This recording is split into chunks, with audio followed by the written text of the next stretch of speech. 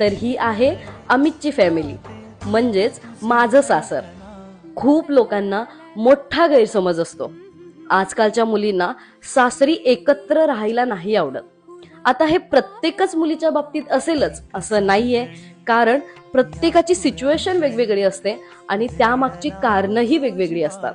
जेव्हा माझं आणि अमितचं रिमॅरेज झालं होतं ना, त्याच्यानंतर मी माझ्या सासरीच राहत होते. बट अमितची खूप मोठी फॅमिली आहे, त्याच्यामुळेच ऍडजस्ट करणं थोडंसं कठीण जातं. आणि म्हणूनच समोरच्याच बिल्डिंगमध्ये मी आणि अमित रेंटने राहतो. मोस्ट ऑफ दी इव्हिनिंगमध्येच मी आणि अमित आमच्या फॅमिलीमध्ये जातो आणि त्याच्यामुळेच फॅमिलीमध्ये माझ्या सासरची लोक दिसत नाहीयेत, कारण शूट करायला वेळच नसतो. एकत्र फॅमिलीमध्ये ना प्रत्येकाचे विचार वेगवेगळे असतात. सगळ्यांचे विचार जुळतीलच असं नाहीये.